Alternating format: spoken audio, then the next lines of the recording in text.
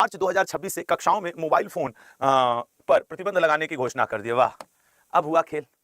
बता देखो अब तुम लोग का मोबाइल का मतलब, हाँ बिल्कुल 24/7 जी। आप वनडे एग्जाम अगर आपका नेपाल का है तो आप पढ़ सकते हैं।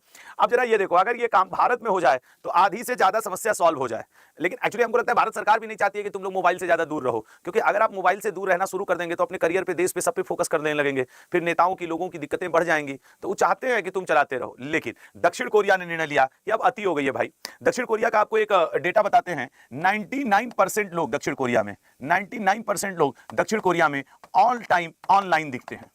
अगर वो ये दक्षिण कोरिया का सर्वे है, और इनमें से 98% लोग दक्षिण कोरिया के, इनमें से 98% लोग स्मार्टफोन के जरिए, ठीक है ना, एंड्रॉइड फोन के जरिए, एंड्रॉइड फोन के जरिए ऑनलाइन रहते हैं। तो गुरु ये 1% वाले कहां से रहते हैं? लैपटॉप से रहते होंगे, लैपटॉप, डेस्कटॉप, इनके माध्यम से। तो दक्षिण कोरिया का ये बड़ी गंभीर समस्या बनती जा रही है। सोशल मीडिया की लत को लोगों को छोड़ना पड़ेगा, क्योंकि वहां के बच्चे पढ़ाई नहीं कर पा रहे हैं, उनकी मेमोरी अब बहुत स्लो होती चली जा रही है, और अनेक तरीके की दुर्घटनाएं, बातों को वो अंजाम दे रहे हैं सिर्फ मोबाइल के थ्रू। तो दक्षिण कोरिया क्या मतलब कि अब मोबाइल फोन को क्लास में बैन कर रहा है 2026 के मार्च से। आई होप सभी को। और अगर बैन की बात की जाए तो सबसे पहला देश इटली ने 2007 में ही ये बैन लगा दिया था। हालांकि इसने 2018 में फिर थोड़ी छूट दी थी, लेकिन फिर 2022 से इसने बैन लगा दिया है। अगर फ्रांस की बात की जाए, फ्रांस ने 2018 से बैन लगाया हुआ है कि नहीं हम मोबाइल फोन नहीं ले जाने देंगे।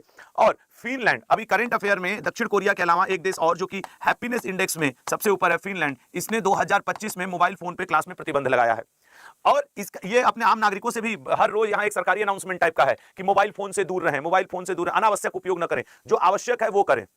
जैसे अगर हम आपके केस में देखें तो अगर आप लोग मॉक टेस्ट देना चाहते हो, रीडिंग करना चाहते हो, या चलो 30 मिनट इंटरटेनमेंट, इतने तक के लिए तो मोबाइल ठीक है, बाकी ठीक भी है नहीं, ठीक है ना। तो चलिए, साउथ कोरिया ने मार्च 2026 से अपना माहौल बना लिया है, ठीक है ना। अगले पे आएंगे, और साउथ कोरिया की राजधानी सियोल है, और अभी वहां के राष्ट्रपति ली जे म्यूंग बने हैं, ये भी याद रखेंगे। हाल ही में किस देश ने भारतीय कामगारों के लिए 10 लाख नौकरियों के अवसर उपलब्ध करवाने की घोषणा की है?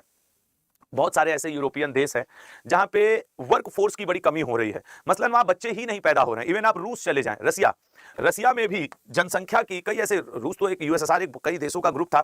यहाँ पे सिर्फ यही नहीं कि रोजगार के अवसर, बच्चे तक पैदा करने के लिए बाहर से लोग किराए पे बुलाए जाते हैं, उनको पे किया जाता है, और जब वो बच्चे पैदा कर लेते हैं तो फिर उनको कहा जाता है अपने देश में जाओ। अब उसका एक नतीजा देखो कि भाई अपने आप देश में चले जाओ, ठीक है। क्यों ये अपना जनसंख्या बढ़ाना चाह रहे हैं रूस वाले लोग? क्योंकि एक सर्वे आया है रूस में 2030 तक, ठीक है ना, 2030 तक इनको 31 लाख लोग चाहिए, कामगार, 31 लाख कामगार लोग चाहिए, जो वहां पे टेक्नोलॉजी के फील्ड में और आपके हेल्थ सेक्टर में, इन सब में वो क्या कर सके, काम कर सके। अब ये इन्होंने एस्टिमेट किया है, और इनके पास ये लोग हैं नहीं। तो अपना देश महान भारत, उसने जुगाड़ निकाला कि अब हम भारत से 10 लाख लोगों को जॉब देंगे। रसिया में 10 लाख जॉब मिलेगा। कहां पे? रसिया में। बच्चा पैदा करने का नहीं, आधे सोचो बच्चा पैदा करने का नहीं, काम धाम करने का। 10 लाख लोगों को वहां पे जॉब मिलेगा, और उन 10 लाख लोगों से ये जो अपनी कमी 2030 की वर्कफोर्स वाली है, वो रूस क्या कर रहा है? दूर करने की कोशिश कर रहा है, ठीक है ना। और ये इसीलिए कि विदेश, रूस जाकर के कामगारों के काम करने की जो कोटा है रूस का, उसको वो 1.5 गुना बढ़ा रहे हैं, ठीक है ना, कि नहीं भैया हमको और लोग चाहिए काम के लिए। और इसके लिए उन्होंने भारत से संपर्क साधा है। भारत से संपर्क साधा है तो भारत उनका दोनों काम कर देगा। अब एक काम तो ये कि वर्कफोर्स वाला, दूसरा उनके यहाँ की जनसंख्या घट रही है, तो ये सब जाएंगे, शादी विवाह वहां पे हुआ, रसियन लोगों के साथ इन्वॉल्व हुए, तो भाई जाहिर सी बात है उनकी भी जनसंख्या बढ़ा के आएंगे भारत के लोग। तो ये स्थिति, अब भारत के लोगों को वहां पे जॉब दिया जाएगा। हमारे क्लास के कितने खुश हो जाए, मैं जाऊंगा, कोई लिख रहा है मैं जाऊंगा, ससुर तू चल जाइबा, तो बगलिया वाला तो कहीं ढकेल के कहीं हम चले जाएंगे। समझो कितने नालायक हैं सब, देख रहे हो ना, कि सब सोच रहे हैं जॉब भी वहीं पे जाके बच्चे पैदा करेंगे और अपना वहीं पड़े रहेंगे। रूस जाएंगे नालायक कहेंगे। देखो रूस ने भारतीय कामगारों के लिए 10 लाख नौकरियों का अवसर उपलब्ध करा दिया है। अब आप देख लीजिए इसके बारे में और डिटेल जानकारी लेकर के, लेकिन किस क्षेत्र में काम करोगे वो सब भी देख लो। इलेक्ट्रॉनिक्स के क्षेत्र में, कपड़ा के क्षेत्र में, मशीनरी के क्षेत्र में, इन सारे सेक्टर्स में आपको काम करने को मिलेगा, ठीक है ना। भारतीय राजदूत ने इस बात की पुष्टि कर दी है। चलिए अगला क्वेश्चन देखते हैं। तो नेक्स्ट क्वेश्चन क्या है, आइए। हाँ, तो रूस की राजधानी मॉस्को है, वहीं जाके तुम लोग रहना, और वहीं यूक्रेन का एक मिसाइल आएगा तो समझ में आएगा तुमको। आयुर्वेद दिवस प्रति वर्ष किस दिन मनाने की घोषणा की गई? हालांकि ये क्वेश्चन हम लोग पढ़ चुके हैं। देखो आयुर्वेद दिवस, Ayurveda for peoples and planet, ये इस बार की थीम है, ठीक है ना। क्या थीम है सर? आयुर्वेद, ठीक है ना, आयुर्वेद फॉर पीपल्स, ठीक है ना। अब ये जो है कि Ayurveda for peoples and planet, ये इस बार की थीम है। अब जरा समझना, वैसे आयुर्वेद दिवस मनाया जाता था हर बार जब महर्षि धन्वंतरी, ठीक है ना, जब महर्षि धन्वंतरी जी का क्या रहता था, वंतरी, ठीक है ना, महर्षि धन्वंतरी जी का हुआ करता था जयंती।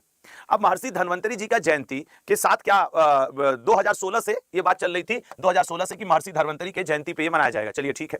प्रॉब्लम क्या फंसती थी, हर बार ये धनतेरस के दिन लगभग पड़ता है दीपावली से, और पिछले कई वर्षों से ऑब्जर्व किया गया कि 15 अक्टूबर से लेकर 12 नवंबर के बीच में, 15 अक्टूबर से 12 नवंबर के बीच में ये धन्वंतरी पूजा या धनतेरस वैरी होता है। तो वैश्विक स्तर पे ये डेट डिफाइन ही नहीं हो पा रही थी कि आखिर हम मनाएं कब। अब इसी बार का तुम दीपावली और धनतेरस देख लो कै तारीख को पड़ रहा है, पिछली बार का याद करो कब पड़ रहा है। तो इसलिए इस कंफ्यूजन को दूर करते हुए भारत सरकार ने कहा भाई 23 सितंबर अब फिक्स रहेगा।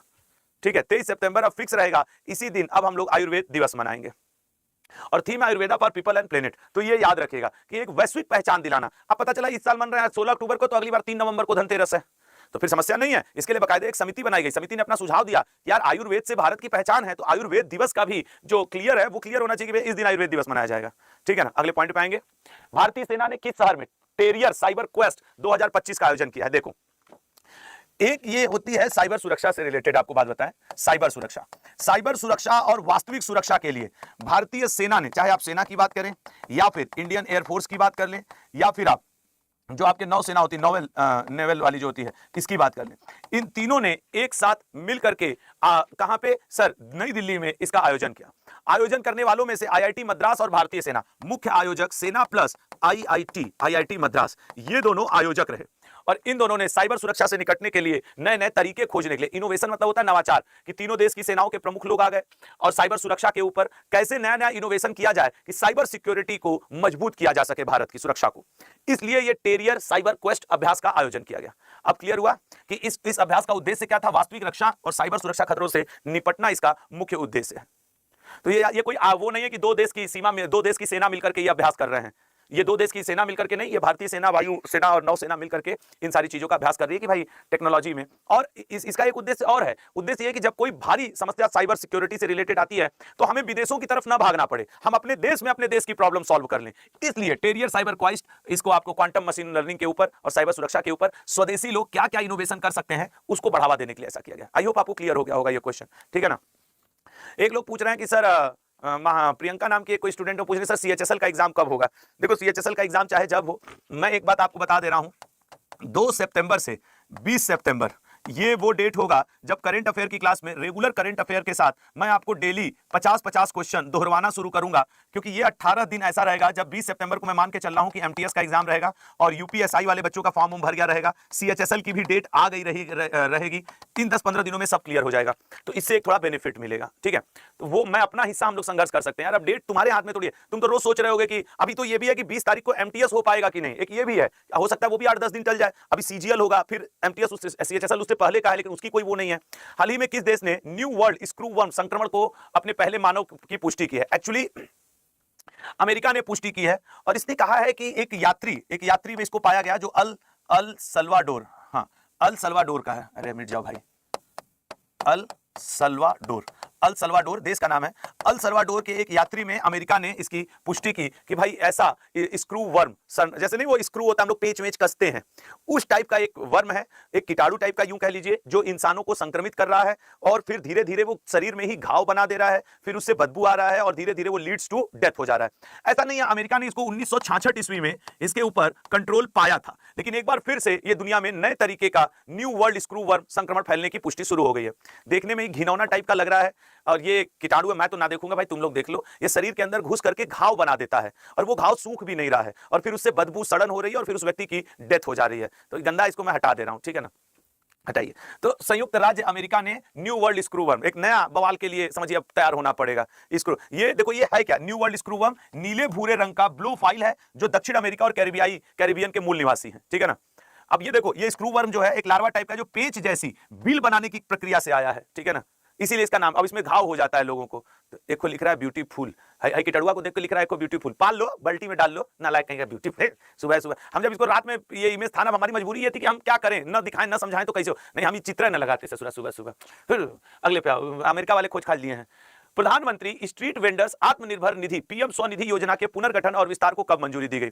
पहले तो समझो ये योजना क्या है, क्योंकि योजनाओं के क्वेश्चन आते हैं। अब इसमें ऐसा था कि आपको याद हो, ठीक है ना, आपको याद हो कि करीब 2020 से, ठीक है ना, ये वाला, ये जो 2020 में मोदी जी ने कोविड के टाइम पे इस योजना की घोषणा की थी।